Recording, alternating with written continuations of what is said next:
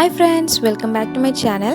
ഇന്ന് ഞാനൊരു cake recipe ആയിട്ടാണ് വന്നിട്ടുള്ളത്. കുട്ടികൾക്കൊക്കെ ഒരുപാട് ഇഷ്ടമാവുന്ന ഒരുപാട് നട്ട്സും ബൂസ്റ്റിൻ്റെ ഫ്ലേവറും ഒക്കെ ആയിട്ടുള്ള ഒരു അടിപൊളി നെറ്റി ബബിൾ കേക്കിൻ്റെ റെസിപ്പിയാണ് ഷെയർ ചെയ്യുന്നത്. അപ്പോൾ വീഡിയോയിലേക്ക് കിടക്കുന്നതിന് മുന്നേ ആയിട്ട് എൻ്റെ ചാനൽ ഇതുവരെ സബ്സ്ക്രൈബ് ചെയ്തിട്ടില്ലെങ്കിൽ സബ്സ്ക്രൈബ് ചെയ്യുക. അതോടൊപ്പം കാണുന്ന ബെല്ലൈക്കൺ കൂടി പ്രസ് ചെയ്യുക.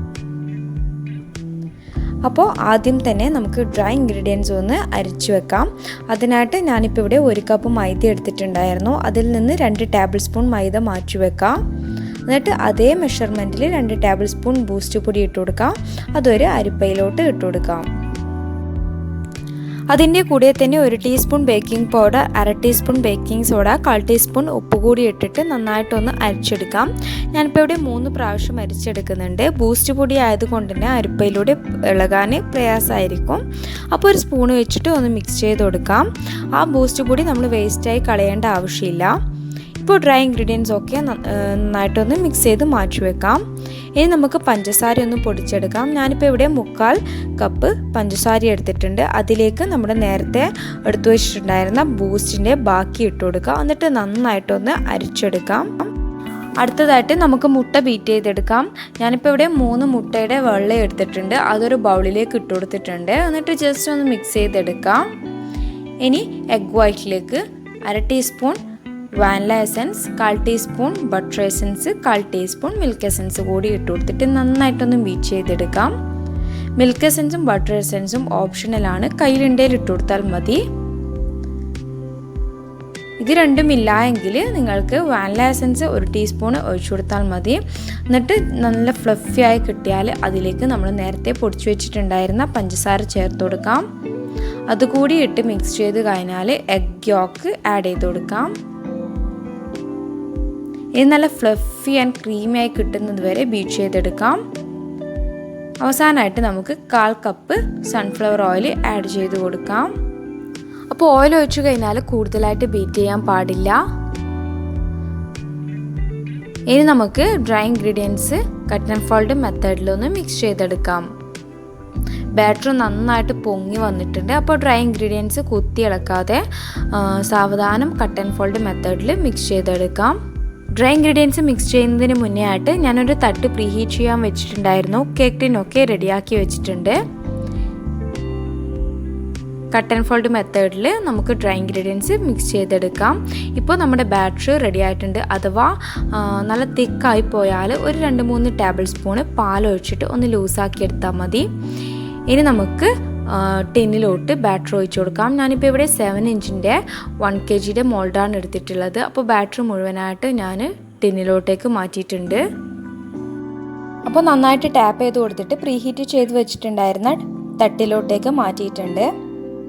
50 മിനിറ്റ്സ് കൊണ്ട് തന്നെ കേക്ക് നന്നായിട്ട് ബേക്കായി കിട്ടിയിട്ടുണ്ടായിരുന്നു. ഒരു കത്തി വെച്ചിട്ട് നമുക്കിതിന് വെന്തോ നോക്കാം. നല്ലോണം പൊങ്ങി വന്നിട്ടുണ്ട് കേക്ക്. അപ്പോൾ കത്തിയിൽ ഒട്ടിപ്പിടിച്ചിട്ടൊന്നുമില്ല. കേക്ക് നല്ല പെർഫെക്റ്റ് ആയിട്ട് തന്നെ കിട്ടിയിട്ടുണ്ട്. അപ്പോൾ നന്നായിട്ട് തണിഞ്ഞതിന് ശേഷം ഞാൻ 3 ലെയേഴ്സായിട്ട് കട്ട് ചെയ്ത് വെച്ചിട്ടുണ്ടായിരുന്നു. ഒരു ബൗളും വിസ്കും എടുത്തിട്ട് ഞാൻ ഫ്രീസ് ചെയ്തിട്ടുണ്ടായിരുന്നു ഒരു 1 hour. ആ ഒരു ടൈമിൽ തന്നെ ഞാൻ ക്രീം പുറത്തെടുത്ത് വെച്ചിട്ടുണ്ടായിരുന്നു. ഇനി നമുക്കിതിലുള്ള ഐസൊക്കെ ഒന്ന് തുടച്ച് കളയാം. ഇനി ക്രീം നല്ല സ്റ്റിഫായി കിട്ടുന്നത് വരെ ഒന്ന് ബീറ്റ് ചെയ്തെടുക്കാം. ഞാനിപ്പോൾ ഇവിടെ 1/4 കപ്പ് ഫിയോന വിപ്പിംഗ് ക്രീമാണ് എടുത്തിട്ടുണ്ടായിരുന്നത്. ക്രീം പെട്ടെന്ന് തന്നെ നല്ല സ്റ്റിഫായി കിട്ടിയിട്ടുണ്ട്. ഞാൻ കുറച്ച് ചെറിയും കറുത്ത മുന്തിരിയും എടുത്തിട്ട് ചെറിയ ചെറിയ പീസസായി കട്ട് ചെയ്ത് വെച്ചിട്ടുണ്ടായിരുന്നു കേക്കിൻ്റെ ലെയേഴ്സിൽ ഇട്ട് കൊടുക്കാൻ വേണ്ടിയിട്ട്. ഇനി നമുക്ക് ഐസിങ് ചെയ്തെടുക്കാം. കേക്കിൻ്റെ ഏറ്റവും മുകളിലുള്ള ലെയറാണ് ഞാൻ ഫസ്റ്റ് ലെയറായിട്ട് വെച്ച് കൊടുത്തിട്ടുണ്ടായിരുന്നത്. ഇനി നമുക്കതിലേക്ക് നന്നായിട്ട് ഒന്ന് വെറ്റ് ചെയ്തെടുക്കാം ഷുഗർ സിറപ്പ് വെച്ചിട്ട്. അതിൻ്റെ മുകളിലായിട്ട് നമുക്ക് ക്രീം അപ്ലൈ ചെയ്ത് കൊടുക്കാം. ഇനി ചെറിയും റൈസിൻസും കൂടി ഇട്ട് കൊടുക്കാം. ഇത് ഓപ്ഷണലാണ്, പക്ഷെ ഇട്ട് കൊടുത്താൽ കഴിക്കുന്ന ടൈമിൽ നല്ലൊരു ടേസ്റ്റ് ആയിരിക്കും. സെക്കൻഡ് ലെയർ വെച്ച് കൊടുത്തിട്ടുണ്ട്. അതും ഷുഗർ സിറപ്പ് വെച്ചിട്ട് വെറ്റ് ചെയ്തെടുക്കാം.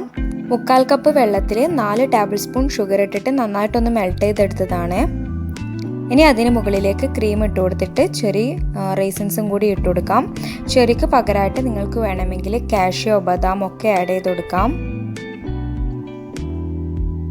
ഇനി നമുക്ക് ലാസ്റ്റ് ലെയർ വെച്ച് കൊടുക്കാം. എന്നിട്ട് ചെറുതായിട്ടൊന്ന് പ്രസ് ചെയ്ത് കൊടുക്കാം. ലാസ്റ്റ് ലെയർ കൂടി നന്നായിട്ട് വെറ്റ് ചെയ്തെടുത്തിട്ട് നമുക്കിതൊന്ന് ക്രം കോട്ട് ചെയ്തെടുക്കാം. കേക്കിൻ്റെ വീഡിയോസൊക്കെ ഞാൻ ഒരുപാട് അപ്ലോഡ് ചെയ്തിട്ടുണ്ടായിരുന്നു. അപ്പോൾ അതിലൊക്കെ ഞാൻ ഡീറ്റെയിൽഡ് ആയിട്ട് പറയുന്നുണ്ട്.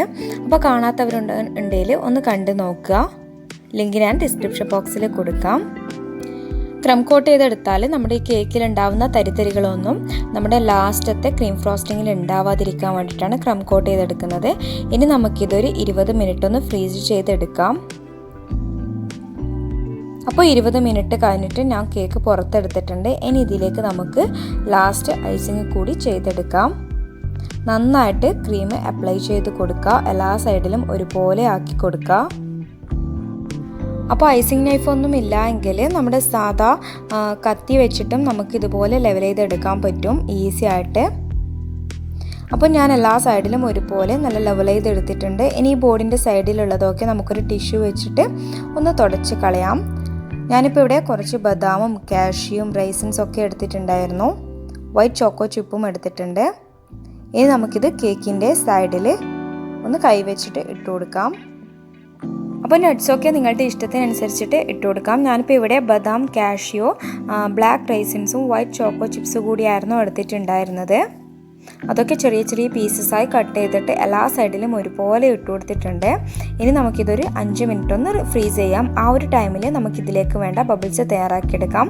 അതിനായിട്ട് ഞാനൊരു പീസ് വൈറ്റ് ചോക്ലേറ്റും 2 ടേബിൾ സ്പൂൺ ഫ്രഷ് ക്രീം കൂടി ഇട്ട് കൊടുത്തിട്ടുണ്ടായിരുന്നു ഒരു പാനിൽ. ഇനി നമുക്കിത് മീഡിയം ടു ലോ ഫ്ലെയിമിലിട്ടിട്ട് ഒന്ന് മെൽറ്റ് ചെയ്തെടുക്കാം. അതിലേക്കൊരു ചെറിയ പീസ് ബട്ടർ കൂടി ഇട്ട് കൊടുത്തിട്ടുണ്ട്. അപ്പോൾ ബട്ടർ ഇട്ട് കൊടുത്താൽ നല്ലൊരു ഗ്ലേസിങ് കിട്ടും. അപ്പോൾ ഇത് നന്നായി മെൽട്ടായിട്ടുണ്ട്. ഇനി ചെറുതായിട്ടൊന്ന് തണിഞ്ഞ് കഴിഞ്ഞാൽ നമുക്കതൊരു പൈപ്പിംഗ് ബാഗിലേക്ക് മാറ്റിയിട്ട് ഇതുപോലെ ബബിൾസ് ചെയ്തെടുക്കാം. അപ്പോൾ എല്ലാ ബബിൾസും ഒരുപോലെ ചെയ്യാതെ ഡിഫറെൻ്റ് ആയിട്ടുള്ള ബബിൾസ് ചെയ്തെടുക്കാം. ഒരു സൈഡിൽ ചെറുതാണേൽ അടുത്തത് നമുക്ക് വലിയൊരു ബബിൾസ് ആയിട്ട് ചെയ്തെടുക്കാം. അങ്ങനെ മുഴുവനായിട്ട് ചെയ്തെടുക്കാം.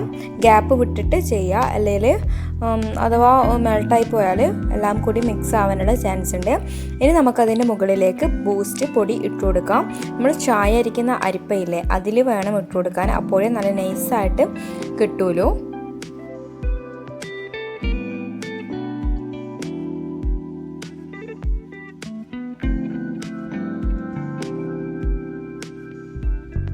അപ്പോൾ ഞാൻ എല്ലാ സൈഡിലും ബൂസ്റ്റ് പൊടി ഇട്ട് കൊടുത്തതിന് ശേഷം വൈറ്റ് ചോക്ലേറ്റ് ബാക്കിയുണ്ടായിരുന്നു. അത് ഞാൻ വീണ്ടും ഓരോ ബബിൾസിൻ്റെ മുകളിലായിട്ട് കുറച്ച് കുറച്ചായിട്ട് അപ്ലൈ ചെയ്ത് കൊടുക്കുന്നുണ്ട്.